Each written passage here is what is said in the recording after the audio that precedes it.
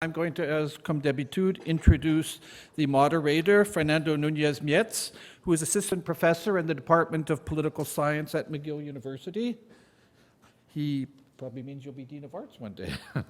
He specializes in international relations, and his research interests are international law and norms and international security. His works and progress focus on the transnational diffusion of LGBT rights and the role of legal advisors in the making of policy decisions during international security crises. Please join me in welcoming Professor Nuñez-Mietz.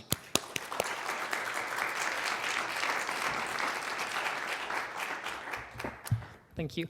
I wanted to thank everyone for being here today. And so that we get started as soon as possible, let me briefly introduce the three speakers of this panel in the order in which they will be presenting.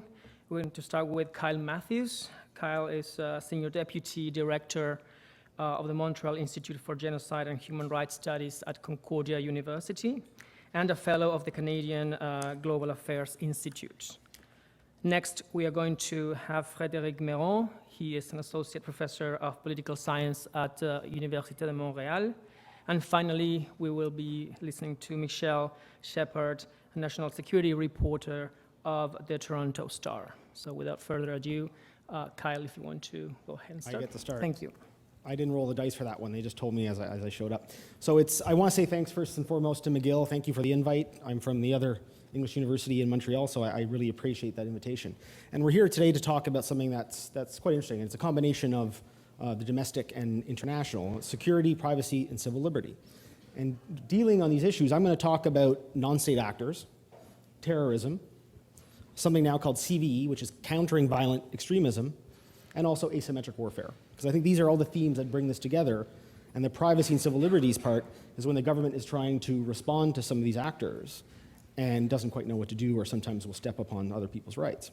So today it just happens to be that our panel dovetailed nicely. Today in Munich, the Munich Security Conference opened today, and the first panel they're having was on Daesh, ISIS, and human rights. So I think that's very close to what I'm here to discuss. And I think one of the most interesting things that has caught my attention on this issue, in December 2014, the BBC and King's College London issued a report. They were tracking jihadist violence, so Sunni Muslim extremists like Al-Qaeda, Boko Haram, and you started to see civilian deaths because of that violence rising to about 5,000 a month. Incredible spike. And since then, between then and now, we're seeing those numbers increase. So we're definitely seeing the saying that the government no longer has monopoly on the use of violence has never been more true. When we think about the Cold War, we had a lot of conflicts within territories, and usually we had this Cold War Marxist communist rebellion movement. But now in 2016, we have in between 30 to 40 countries that actually has a religious Sunni Islamist insurgency. And that is creating a lot of the refugee waves and the security issues that our governments are worried about these days. And some of these groups are, to tell you the truth, are very brutal. They don't respect international humanitarian law. They don't respect the Geneva Conventions. They engage in suicide bombing. They have members that are willing to kill themselves in order to achieve certain objectives. And we also see the use of child soldiers. Just last week, I was invited to a conference in the Philippines called the Global Action Against Mass Atrocities Conference, put on by 4 governments and supported by the United Nations. At that conference, Adama Dieng, the UN Special Advisor on the Prevention of Genocide, in his keynote address said, the biggest problem facing us now is religious-inspired violence and religious identity problems, particularly in the Middle East. And then I think that fits into the topics that we're here. Now I ask you, there's a lot of global threats, there's a lot of security threats. What is the most dangerous one that's affected Canadians in the past year? Has it been Ebola? Has it been cyber warfare? Has it been Russian aggression in Ukraine? Or has it been religious extremism? And I think if you look at the most dangerous, at least fatalities, it's religious extremism. Just last month, we actually had 7 Canadians in 1 week, all from Quebec, get killed in terrorist attacks. 6 humanitarian aid workers in Burkina Faso and 1 in Indonesia. One was supported by Al-Qaeda, another one was supported by ISIS. And also this week, we've seen the major Canadian commitment to the fighting ISIS mission. Canada has focused on Iraq and Syria, focused on training Peshmerga troops, focused on providing humanitarian aid. But we also have to keep in mind that this group, ISIS in particular, is very unique. And there's a reason why they're discussing this group in Munich, because it's a transnational group. They don't respect national borders. They have over 31,000 foreign fighters, which is the largest jihadist movement since any time in history. And there's at least 100 Canadians who have joined them, in which quite a few Quebecers. And particularly one thing that I'm struck by this group is that they have an ideology which leaves no room to pluralism, to multiculturalism, to cultural difference. You see them in Iraq and Syria. They don't just take control of territory, they destroy cultural heritage. They destroy the Armenian Genocide Memorial in northern Syria. They're attacking all the minorities. They want to wipe out everyone who doesn't fit into their particular identity, and they have no bones about actually trying to take this project much further afield.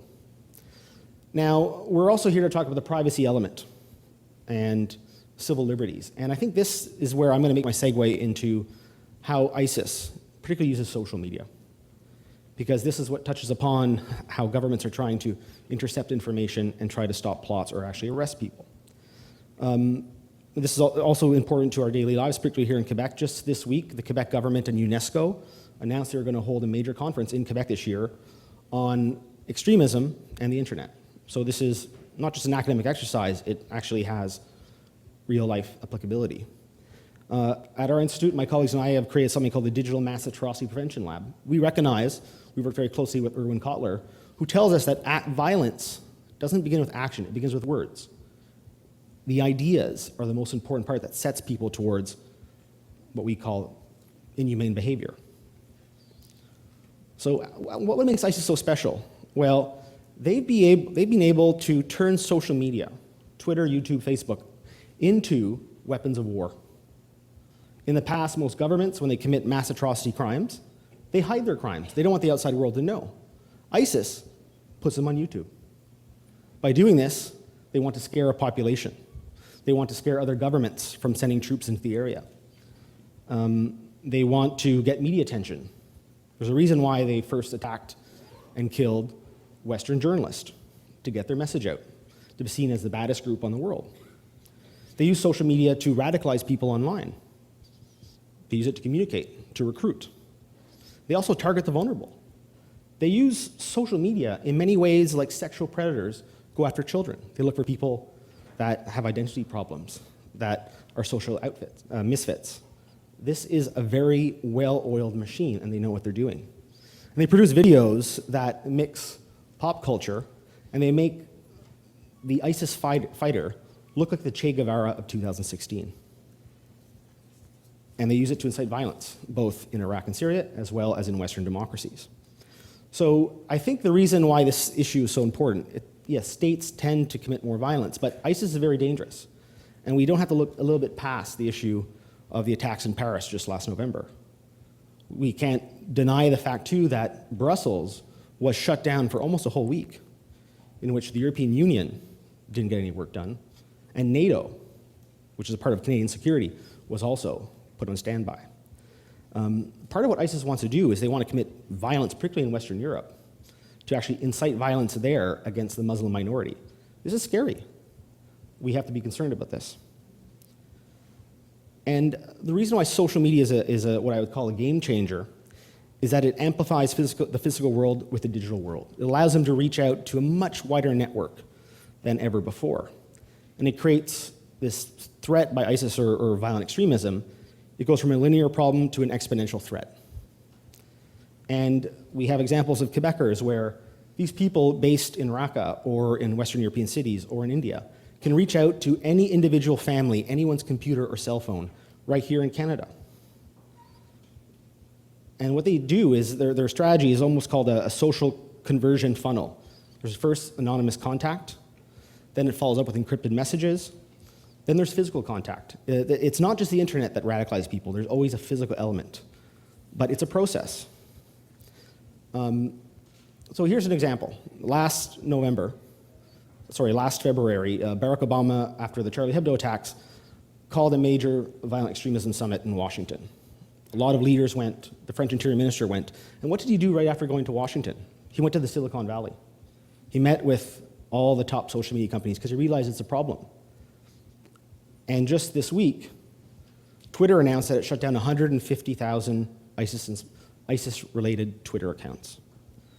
They have created a digital army that no government has yet to even try to put together to deal with or to counter their messaging.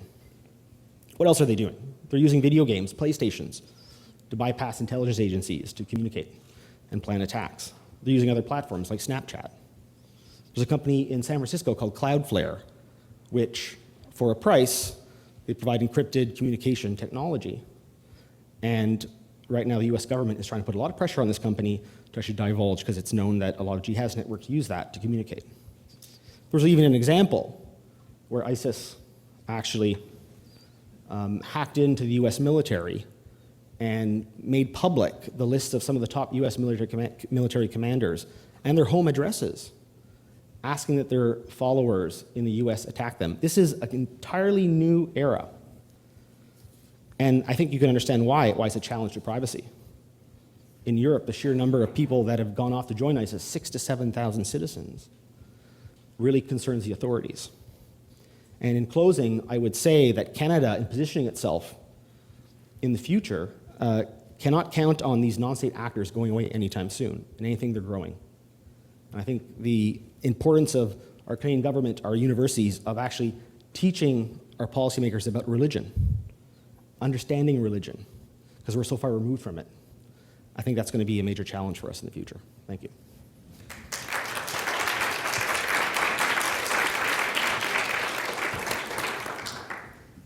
Okay, well, thank you very much. Very happy to be here.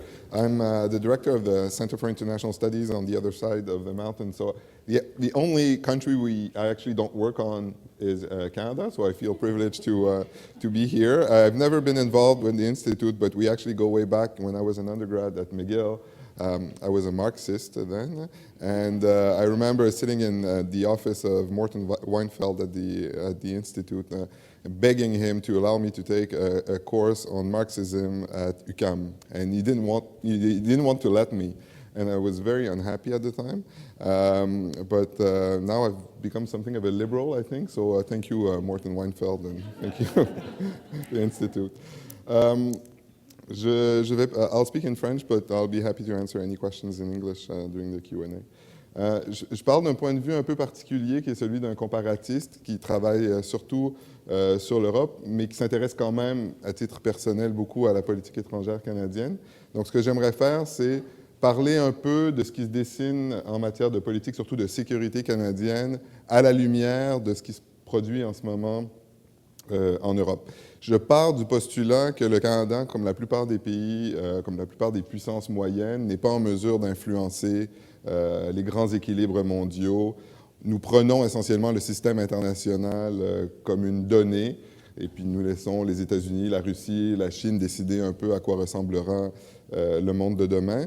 Mais en revanche, comme les autres puissances moyennes, le Canada a une marge de manœuvre et est capable, est en mesure de faire une différence. Et c'est cette marge de manœuvre-là qui m'intéresse et qui, à mon avis, est la plus susceptible d'interpeller les citoyens, parce que c'est celle qui aura un impact qu'ils sont capables de maîtriser sur eux.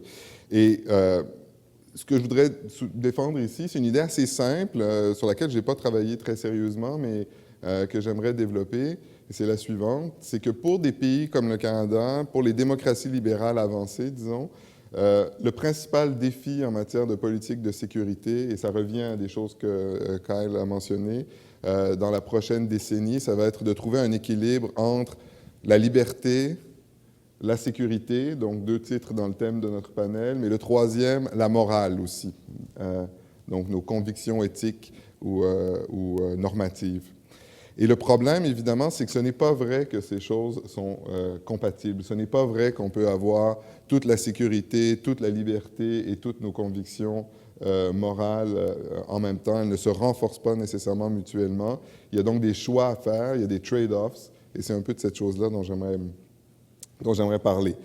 Si vous privilégiez la sécurité, bien, ça va se faire forcément au détriment de la liberté, de la vie privée, entre autres.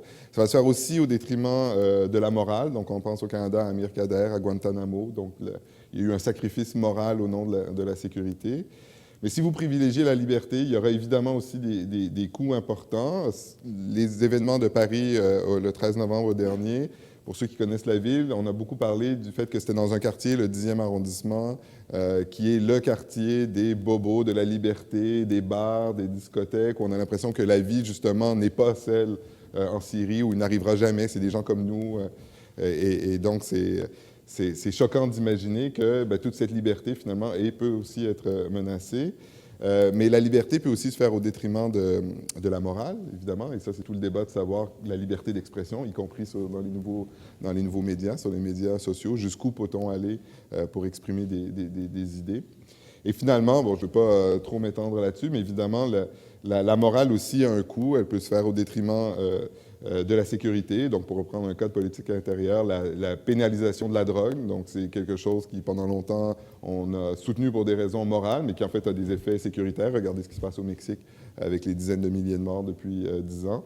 Et la morale peut aussi avoir un coût en matière de liberté. Donc, si on reprend les débats qu'on a eus au Québec sur, par exemple, la charte des valeurs, bien évidemment, donc là, on restreint la liberté au nom de certaines valeurs morales. Donc ça, c'est le point de départ un peu de mon intervention. Et je m'intéresse autant à la politique de sécurité comme politique étrangère, donc le renseignement, l'aide au développement, la politique militaire, la défense, la diplomatie, la coopération internationale, qu'en matière de politique intérieure, c'est-à-dire l'ordre public, la politique pénale, les droits fondamentaux, les libertés publiques. Alors, ce que je voudrais dire, c'est qu'on observe aujourd'hui, il me semble, 3 grandes trajectoires. Et dans la plupart des pays, on ne trouve pas un très bon équilibre entre la liberté, la sécurité et la morale. On voit que les pays ont tendance à privilégier, les gouvernements ont tendance à privilégier une de ces valeurs au détriment des autres. Je commence par la sécurité. Pendant longtemps, le primat du sécuritaire, on l'a associé beaucoup aux États-Unis, surtout après le 11 septembre. Mais depuis le 13 novembre, c'est très intéressant de regarder ce qui se passe en France, où il y a une véritable, si on est critique, une véritable dérive sécuritaire. À l'interne, une constitutionnalisation de l'état d'urgence, avec des effets sur les libertés publiques qui sont assez impressionnants et dont on ne mesure pas encore les effets, c'est-à-dire des gens qui sont arrêtés sans mandat, détenus sans mandat, qu'ils soient liés ou non à des groupes terroristes djihadistes. Et à l'externe, une réaction qui a été essentiellement de dire il y a un attentat dans le 10e arrondissement de Paris, donc nous allons bombarder la Syrie. Donc une réaction extrêmement militarisée, avec des effets géopolitiques aussi toujours dans le domaine sécuritaire, c'est-à-dire un retour en grâce de la Russie. Donc la Russie qui était l'ennemi pendant des années et qui tout d'un coup redevient un allié potentiel, en tout cas quelqu'un à qui on peut parler avec les conséquences que l'on sait. Donc ça, c'est... Il y a certains pays, la France en est un, je pense qu'il y en aura d'autres, qui choisissent véritablement de mettre la sécurité au-dessus de tout. La morale, alors il y a des pays, ça peut être rassurant. Pendant longtemps, on a pensé que c'était le Canada qui représentait la morale. Je pense qu'on en est revenu un petit peu de ça. Mais il y a encore des pays qui prétendent mettre la morale au-dessus de tout. Et là, c'est intéressant d'observer, encore une fois, c'est seulement un exemple, mais le comportement de la ministre suédoise des Affaires étrangères, Margot Wallström, qui a une position de principe, qui met l'éthique de la conviction au-dessus de tout et qui est prêt à payer le coût. En tout cas, son pays va payer le coût. Elle est devenue célèbre pour ses prises de position, notamment sur les droits des femmes et sur les droits des Palestiniens. Ça a eu un coût parce qu'elle est maintenant persona non grata et tout son gouvernement en Israël et en Arabie saoudite. Donc, c'est une position morale très, très forte qu'on peut soutenir, mais encore une fois, qui a un coût important pour son gouvernement. Et finalement, la liberté, le temps passe, je vais essayer d'aller un peu plus vite. On peut dire que de mettre la liberté de l'avant, c'est de calculer les risques, mais de faire une analyse en termes finalement de coûts et de bénéfices. Donc, qu'est-ce qu'on est prêt à calculer, à imposer, mais tout en respectant les libertés fondamentales. Je pense qu'on n'a pas encore beaucoup d'éléments pour analyser la politique du nouveau gouvernement de Justin Trudeau, mais il me semble que jusqu'à maintenant, c'est un peu la voie qui est suivie par rapport aux deux autres, c'est-à-dire de mettre la liberté par-dessus le reste, liberté politique, mais aussi liberté économique. Enfin, ce n'est pas très étonnant pour un gouvernement qui s'appelle libéral, vous me direz, mais je pense que ça va être intéressant à voir dans les prochains mois si cette politique se poursuit.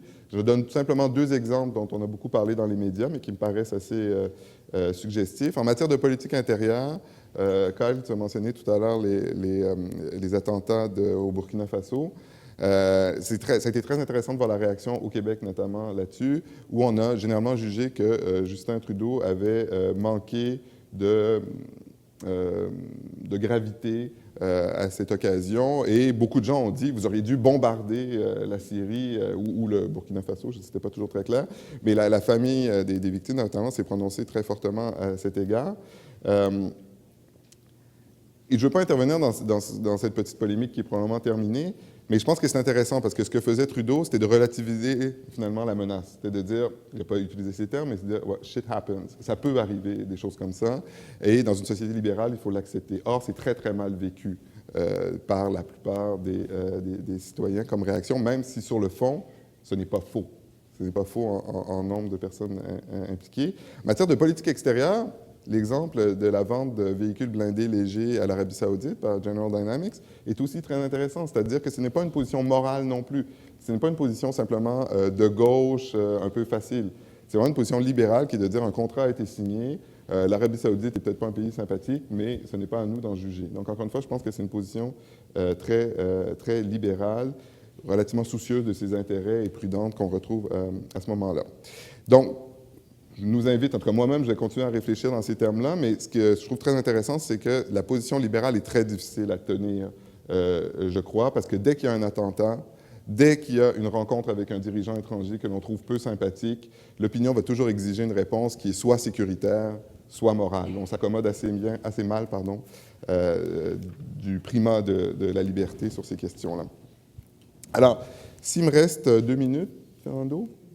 Oui, à peu près. Je ne peux pas m'empêcher de parler de la récente décision du gouvernement de retirer les avions de chasse de l'intervention en Syrie et en Irak, de ne pas participer aux frappes, mais plutôt d'augmenter l'aide au développement d'une part et de promettre une présence sur le sol avec une forme de formation militaire. Encore une fois, je ne veux pas nécessairement intervenir sur le fond parce que je ne suis pas un spécialiste de la question, mais je trouve que la question est très intéressante parce qu'elle montre que même si les États choisissent des voies différentes, la sécurité, la morale, la liberté, en fait, toutes ces décisions sont très, très interdépendantes. Donc, nous, on peut choisir, et ça a été rappelé par plusieurs commentateurs, on peut choisir de faire de la formation, d'accord? Et donc, se payer le luxe de ne pas dire qu'on fait des frappes aériennes, mais la vérité, c'est que cette intervention sur le sol, et même l'aide humanitaire, n'est possible que dans la mesure où nos voisins font des frappes militaires. Et donc, cette contradiction-là, dans le discours du gouvernement, a été mentionnée. Et je pense qu'on pourrait faire le même argument pour tous les autres pays. On fait des choix, mais en même temps, ces choix-là sont très interdépendants et ne peuvent pas, on ne maîtrise pas entièrement le jeu. Et donc, ça, c'est la question en sciences politiques qu'on appelle du partage du fardeau, c'est-à-dire comment les États se distribuent les tâches de la gouvernance mondiale. Le Canada, historiquement, n'est pas un modèle. Le Canada n'est ni en matière de maintien de la paix, ni en matière de dépenses militaires, ni en matière d'aide au développement. Le Canada n'a généralement été un contributeur important. On est plutôt un free rider, un passager clandestin. Ça va être intéressant de voir si, au-delà des paroles, le gouvernement actuel va changer là-dessus. Est-ce qu'il va décider d'investir massivement dans une de ces dimensions ou non? Je n'ai malheureusement pas pu assister à la conférence d'Hélène Laverdière tout à l'heure, mais ça aurait été intéressant de savoir ce qu'elle avait à dire là-dessus. Donc ça, je nous invite à continuer à porter attention pas seulement au discours, mais également au budget. C'est toujours très important. Mais en revanche, je pense que ce qui va être aussi une position singulière du Canada dans les prochains mois, et du gouvernement Trudeau en particulier, c'est cette voie qui, en ce moment, est à peu près unique, je dirais, cette voie libérale, entre guillemets, au sein des sociétés ouvertes, et qui rappelle le principe, 2 principes, intéressants, avec lesquels on peut être en désaccord, mais qui sont intéressants. Le premier, c'est que même si je suis en désaccord avec vous, je vais continuer à discuter avec vous. Et donc ça, c'est le changement sur, disons, l'Iran ou sur d'autres acteurs de ce genre, qui est une position fondamentalement libérale. Et le deuxième principe, c'est que même s'il y a un risque, même s'il y a une menace, même si quelqu'un va peut-être commettre un crime, Ça ne veut pas dire qu'on doit transformer toute la société et toute notre politique en gigantesque prison. Là, le terme est un peu fort, mais disons la dérive sécuritaire qui plane toujours. Donc, je vais m'arrêter ici, mais je suis très curieux de poursuivre la discussion avec vous. Merci. Thank you.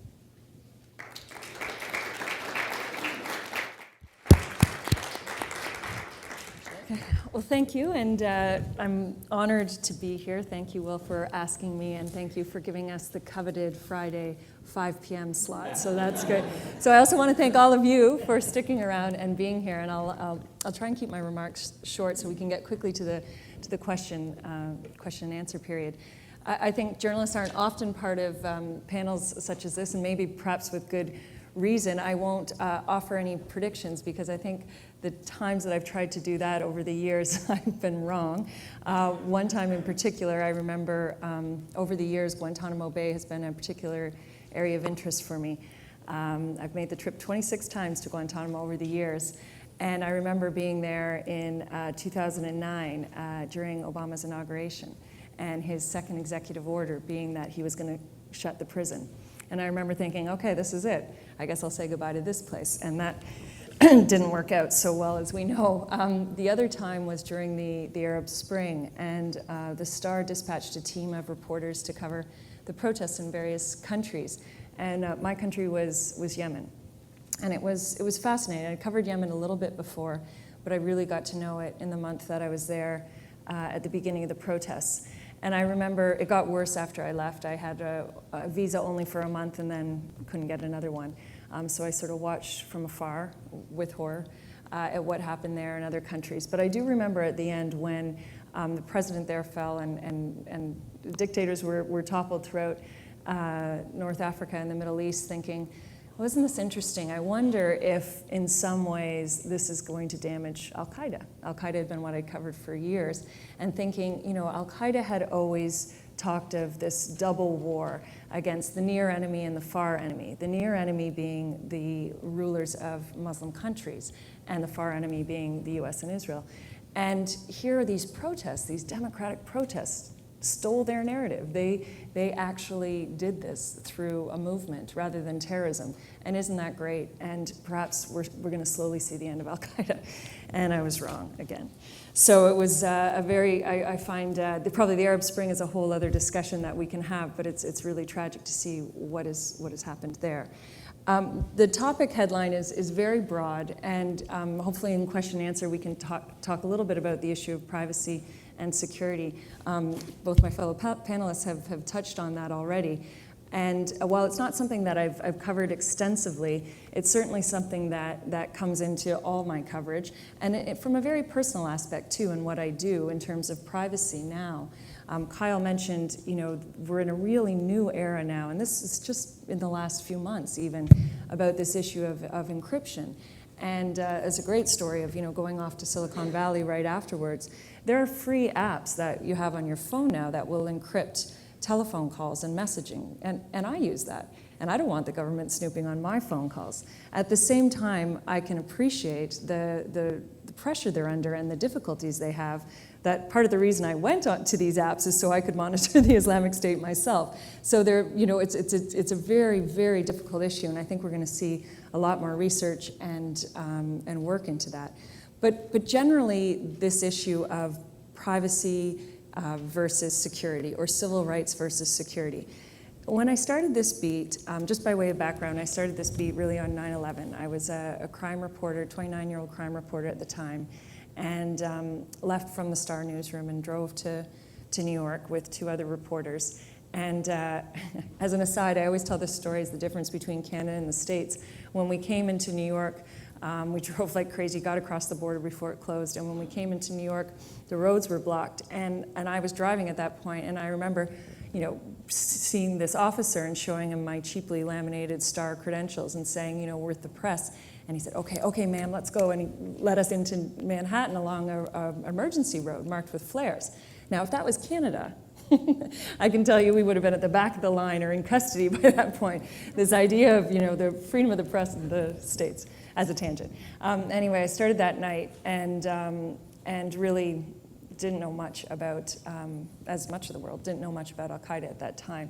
I've been lucky over the years with this beat that while I've always been based in Toronto, that I've been able to take it global. And so I've had sort of a very strange beat in the terms of the countries that I've covered.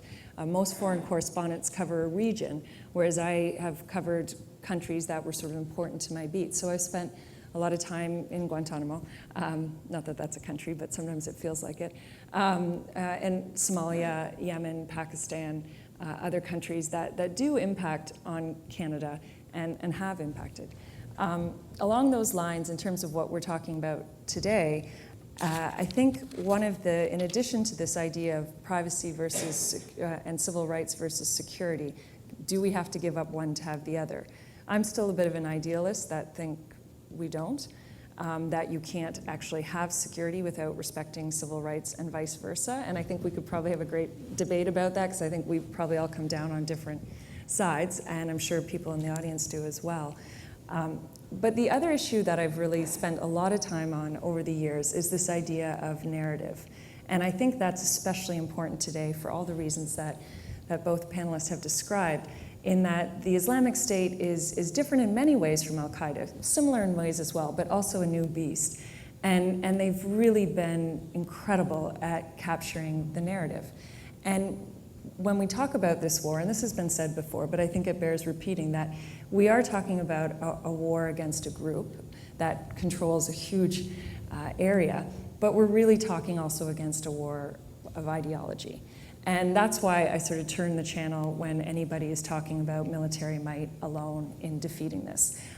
There's absolutely a military aspect that needs to be had, but really what we're fighting for now is not even the state right now, but the state 10 years from now, and what we can do to influence that.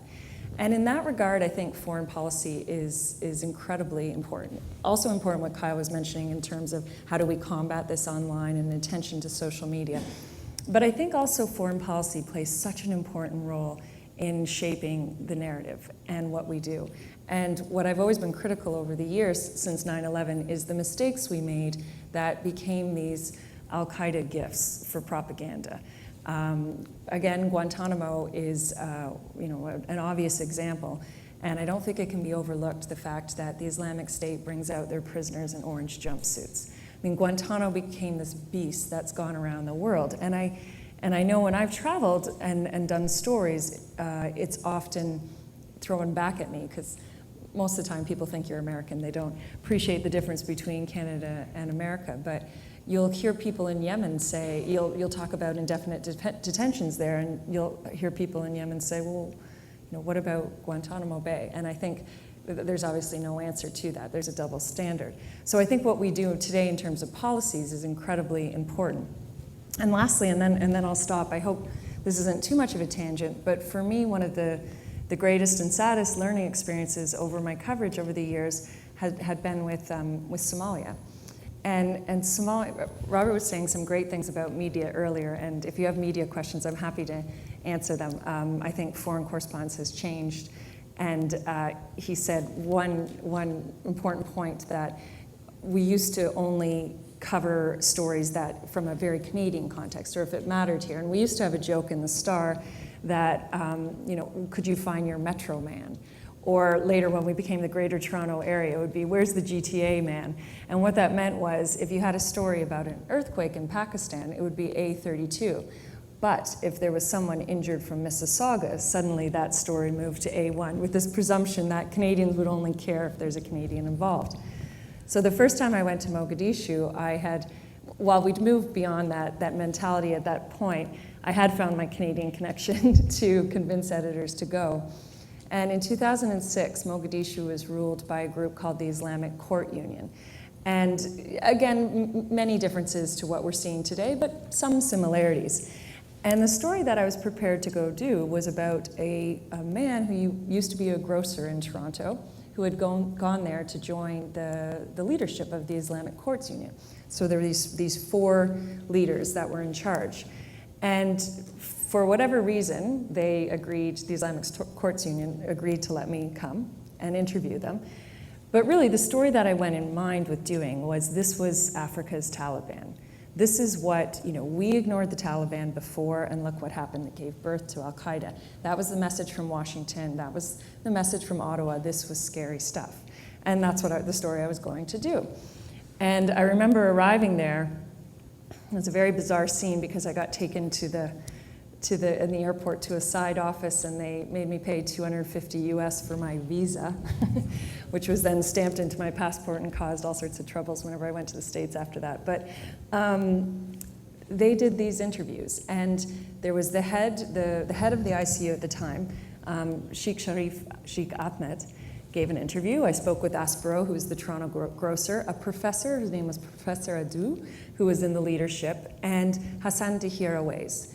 Hassan Tahir-Awais was a scary guy. He was on the UN terrorism watch list. He had befriended bin Laden at one point. Absolute radical elements, for sure. Someone to be wary of. I was quite scared doing the interview. We got out of there quickly. But what I found from my time there was that generally the public was so happy to have the ICU.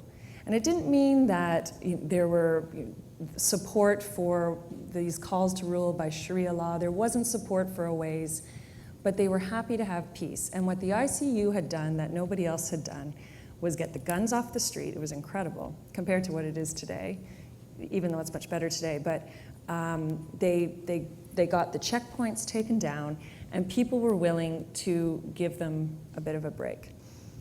Unfortunately, nobody in Washington read the Toronto Star story. That message didn't get out.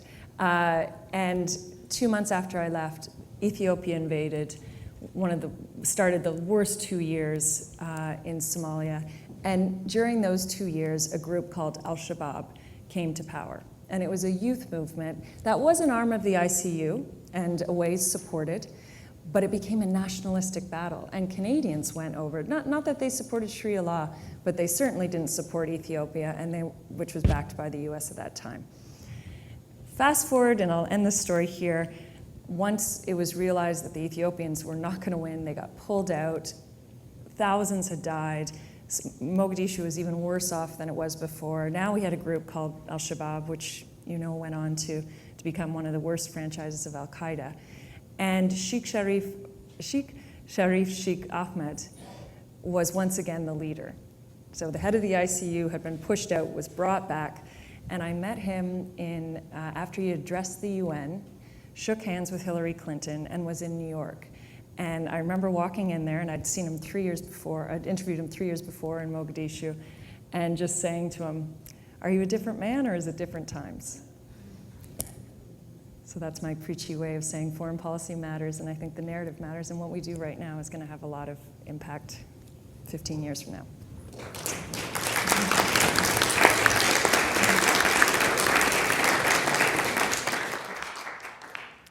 Thank you very much, Michelle, Kyle, and Frédéric. So now we're going to open the panel to the audience for questions. We have almost 30 minutes for a Q&A session.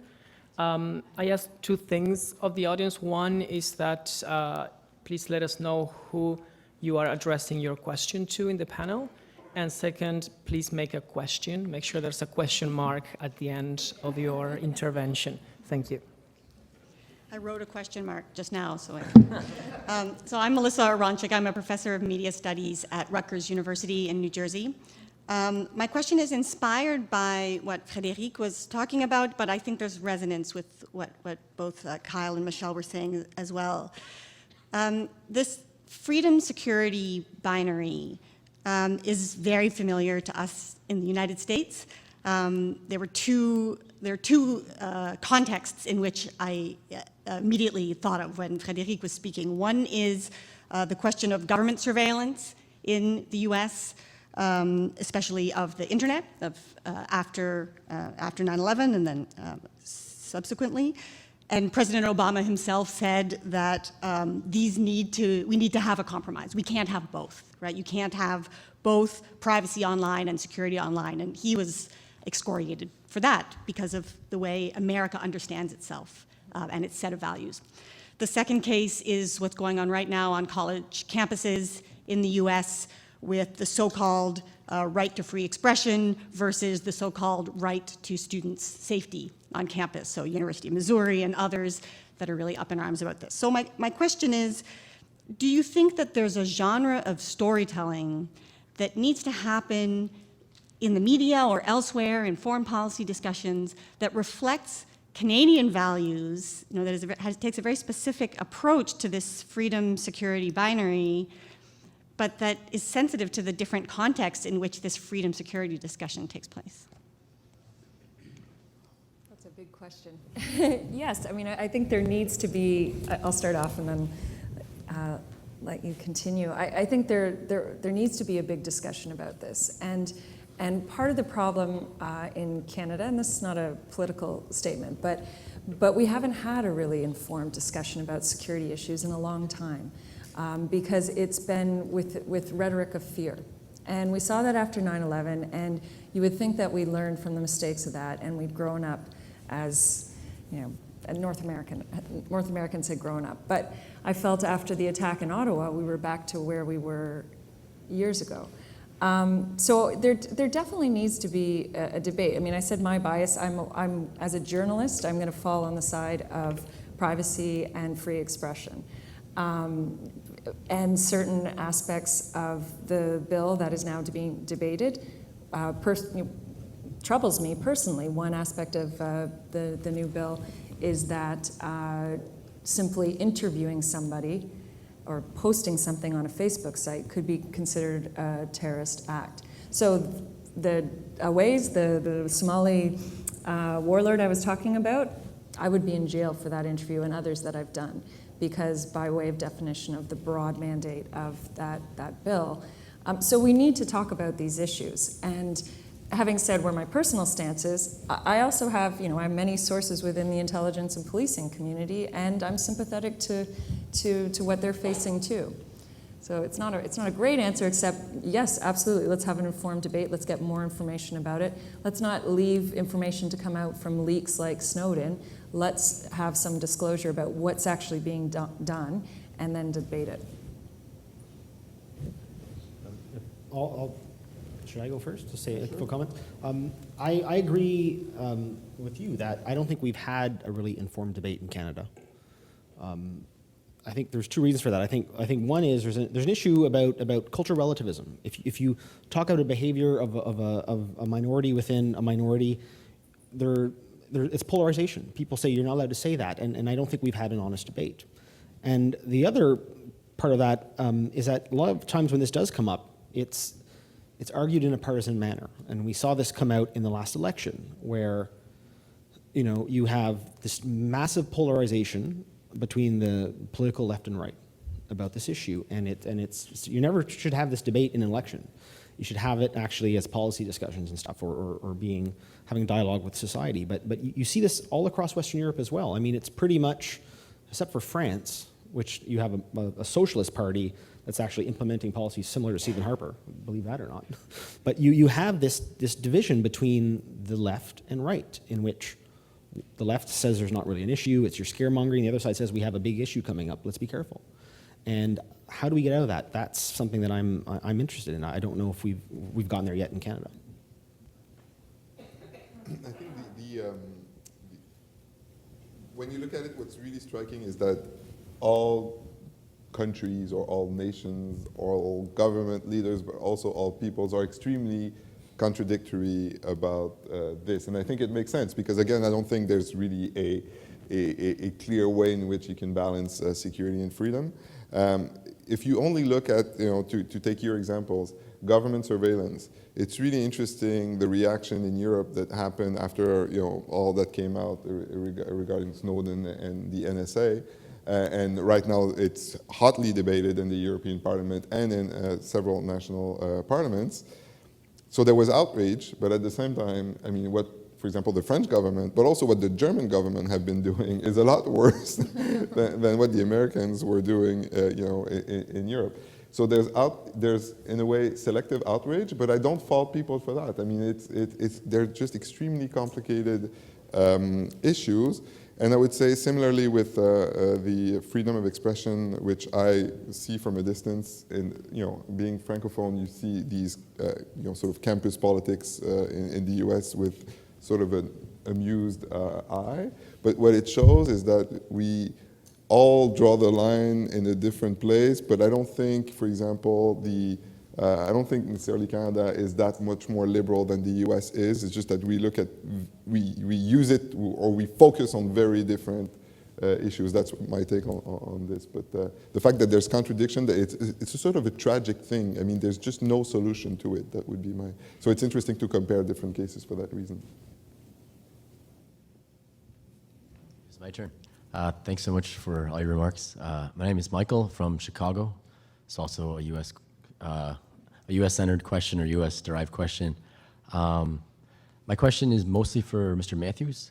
When you brought up the talk about U.S. leaders' visit to Silicon Valley and trying to persuade Silicon Valley leaders to police or control social media platforms in response to their use or abuse by Islamic State, it made me wonder if it's possible to police those platforms.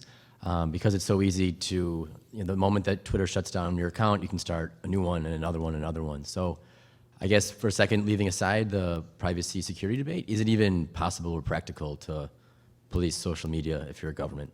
Thank you. Yeah.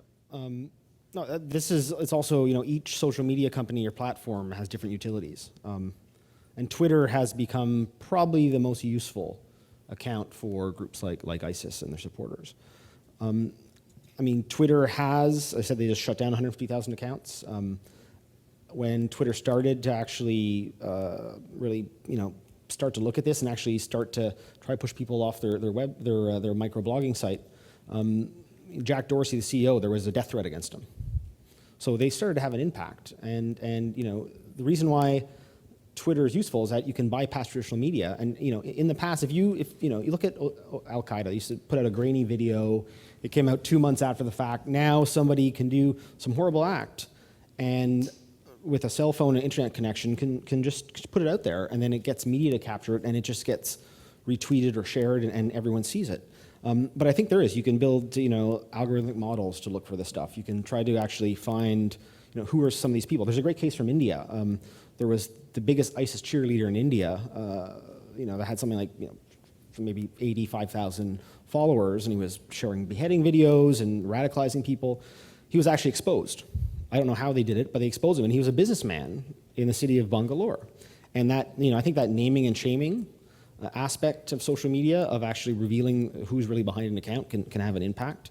But yeah, it's not easy. The other part of how social media companies work is that they make money by having more people on their platforms. So they have an incentive to let anyone sign up, not verify who they are, with any Gmail or Yahoo account, and that's how it works. That's how they make money. More people on there, they get more advertising, and I think they have to really look now and actually start asking the question, this might be a good business model, but for corporate social responsibility, is this the right way to move ahead in the future? I don't have the answer, but I think it's going there. I have a slightly different view on this. I think that it's worth trying, but I think it's almost an impossible task. I think for every Twitter account that they shut down, they start 2 new ones. I mean, the media machine that they have is incredible. And speaking earlier of the encrypted messaging service now, they've really moved from Twitter now to Telegram, which is an encrypted app, and they have social channels, some of which we follow. And I actually had to put them on mute so I didn't get a ping every time there was a new video or message posted, because first of all, I thought it was some friend, saying hi, and it never was. It was an Islamic State video. But they're so prolific. They were coming out with on this one channel alone that I follow, probably 30 high quality videos a day. They really are ahead of the game. So while I think absolutely you don't throw up your hands and let anything go, and if you can, shut them down, but I'm not sure that's where, if it's going to become sort of $1 billion industry to try and then stop that, I'm not sure that's where the best money is spent. And if I could just say one thing before the questions. there's another counter-argument that says, don't shut everything down because we can get very valuable intelligence on who these people are, where they're doing. I mean, there was one case of some woman from Toronto that was tweeting, but she left her geotag on her cell phone, and they traced her trip all the way from Turkey into Syria, all the way into Mosul, Iraq. So that's another aspect that we have to consider. Hi, hello. It's Syed, Sawe fellow from Pakistan. As Ma'am said, I very much agree with her that the foreign policies of this region really have like serious repercussions over there. I have seen it in the case of Russia and American war in 1989, and when it was finished and the American left the grounds as if nothing happened there, and they had to come back because of the same forces that they had created by then. Same is the case with the ISIS. You went to back in the history to recently Paris attacks and Charlie Hebdo, but my question, you couldn't go back to the history why this ISIS was created at the first place. That's the first. The other things like the tools that they are using, like you could control the leakages, like the weapons that they are using are the most sophisticated weapons that I don't think so many countries in the world do have. And these weapons are coming from this region. And same is the case with their vehicles. They are using the most, recent models of the vehicles that are using and patrolling are around in their areas. And the third is the recruiting tool. They are using the same Islamic phobia that is being spread here, and that's their best tool of recruiting the people. The same things like, for example, whatever the Trump is doing or saying, they are using the same narrative against you, right, against this region, and that's the best recruitment tool for them. I think you're not alone, Saeed. I saw when Trump suggested that they ban all Muslims, yeah, I saw many tweets saying, that conspiracy theories that he was actually an agent for ISIS, because that's exactly the narrative that they want. And we were talking about this the other night. There's an online publication that ISIS puts out, and they had a few months ago, they had a 10-page essay on what they talked about wanting to get rid of the gray zone. And what the gray zone, as they defined it, was this middle ground of Muslims who weren't sure where to fit in society. And they actually quote bin Laden, who quotes George Bush saying, you're either with the terrorists or you're with us. And so what they're trying to do is get that divide that will push those Muslims in the middle ground that are going to feel excluded by comments such as Trump makes, to then go to their side. And it's very black and white in their world. So I think your point is absolutely, bang on, in my opinion. If I could, just a few comments. I think the issue of the war against the Soviet Union and Afghanistan, I think there's a key lesson there. But we can't forget that the US was there with Saudi Arabia and Pakistan. It wasn't just the US alone. And when the US left, Pakistan still used some of these fighters as a proxy. And Saudi Arabia kept on building madrasas and stuff that also led to radicalization. So that's one issue. The creation of ISIS, it's interesting. Is it because of the US invasion in Iraq that led to the Baathists being pushed out of the army? That's part of it. But also Assad, and how that war that he started, which was really the war involving Iran, I mean, there wasn't a lot of Western involvement in Syria as deep as we think it is. And then you look at those weapons.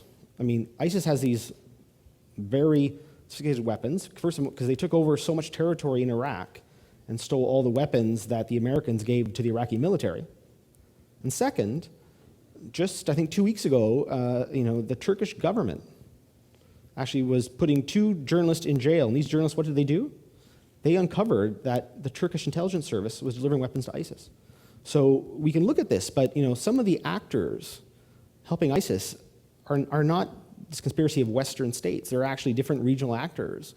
And I think we've got to focus on them because they're the ones that I think are behind a lot of the bloodshed and this extremism. And and Trump, I agree with you.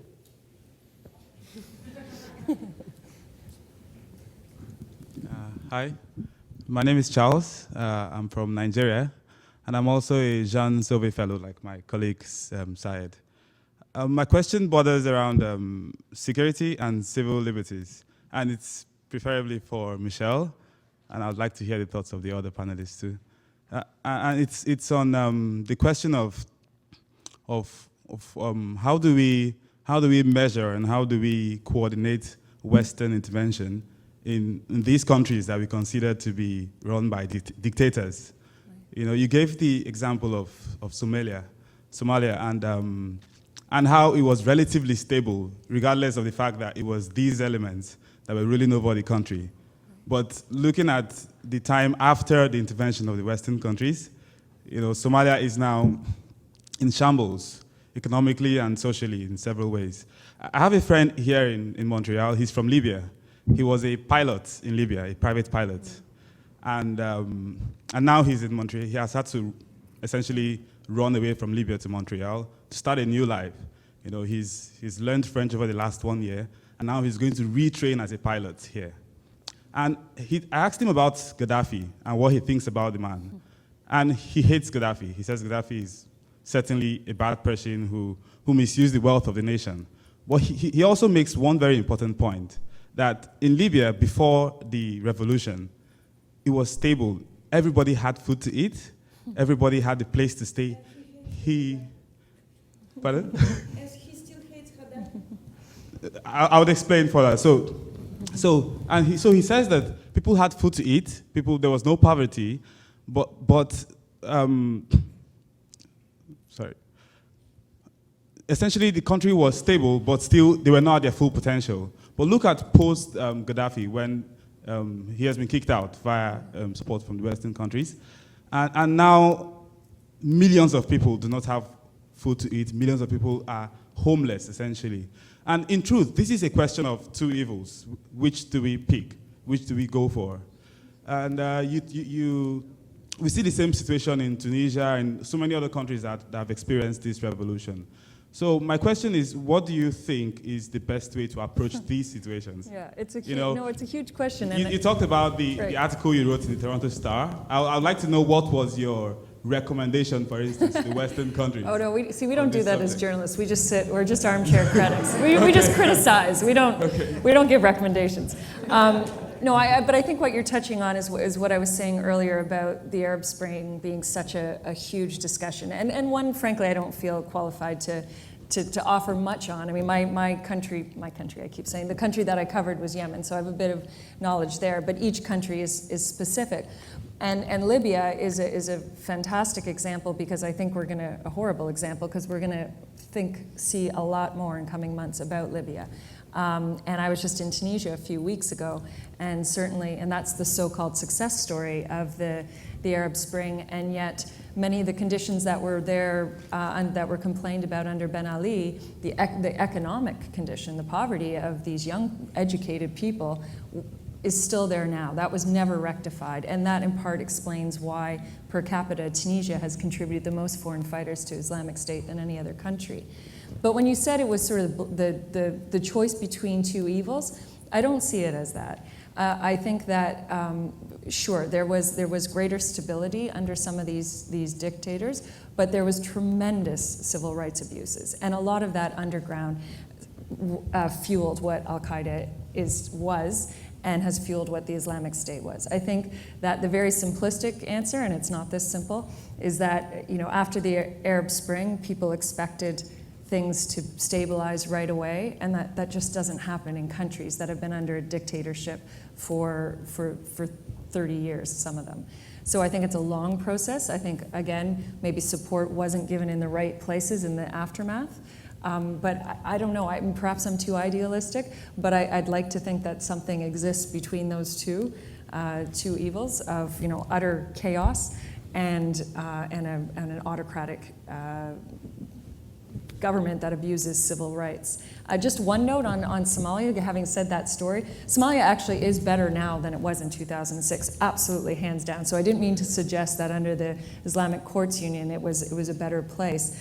Somalia actually now is doing well relative to its history. I mean, it's actually, there's still an element of Shabab, there's still attacks, but it's remarkable there in terms of its regrowth, and I have a lot of optimism for what can happen there. But I think we could have avoided years of bloodshed had, instead of going in and invading, there had been some negotiation with the moderate members of the ICU.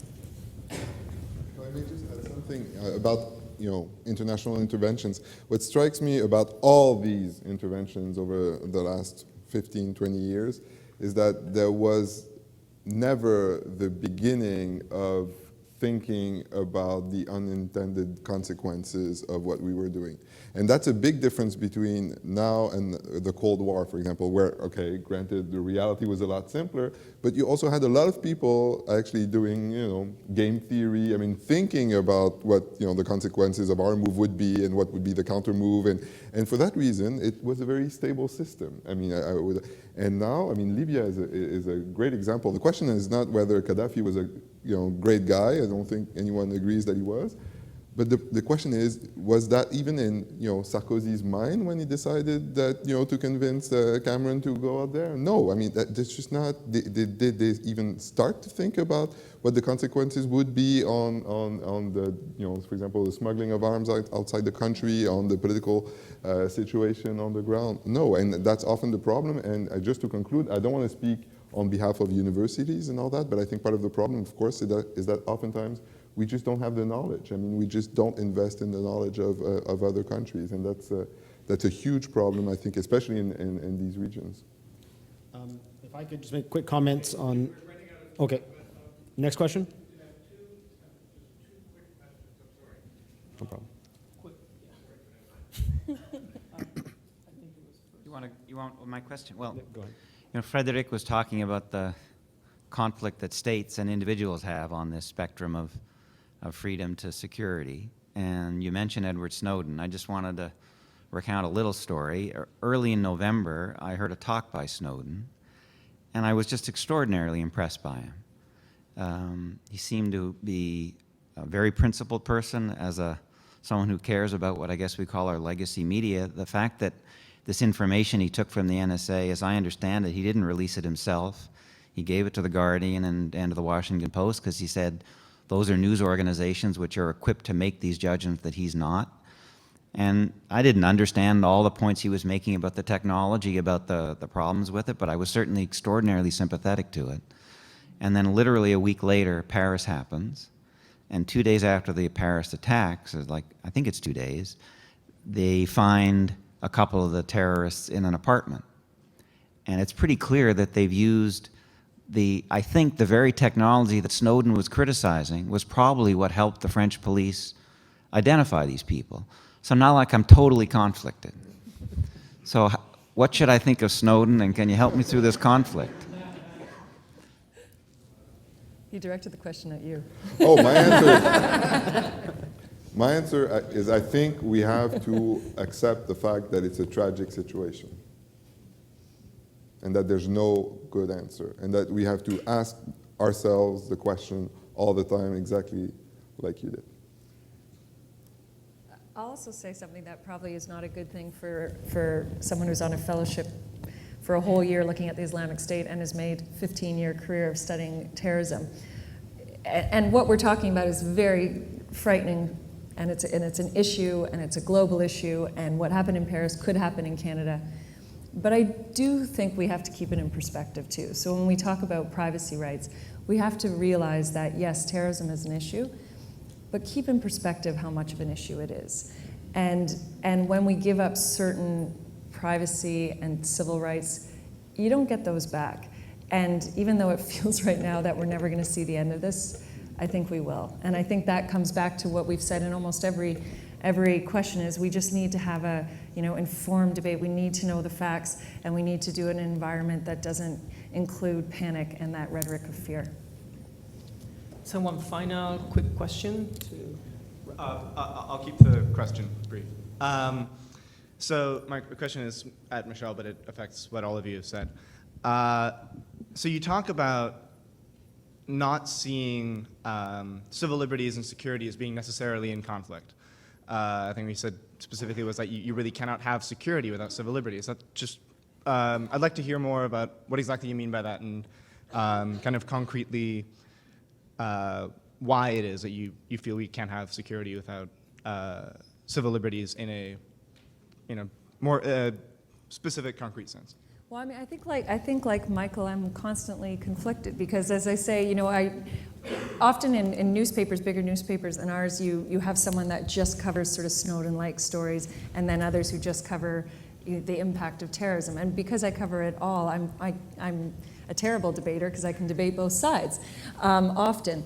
But I think one goes back to what I was saying about a narrative and this being an ideological battle.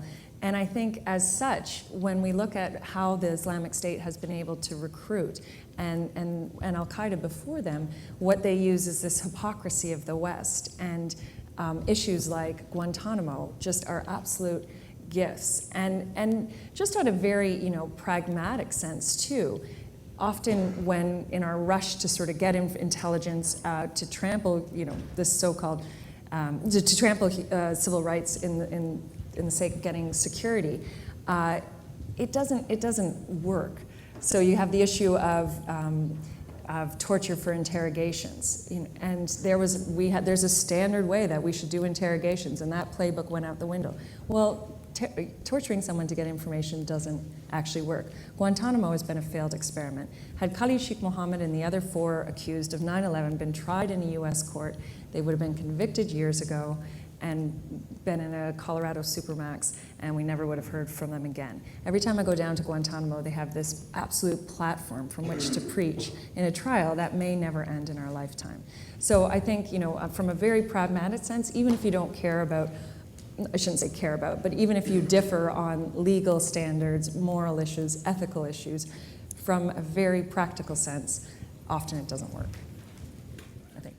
If Okay. I can make just a quick comment. I think the reality is we're in an era where technology is so new.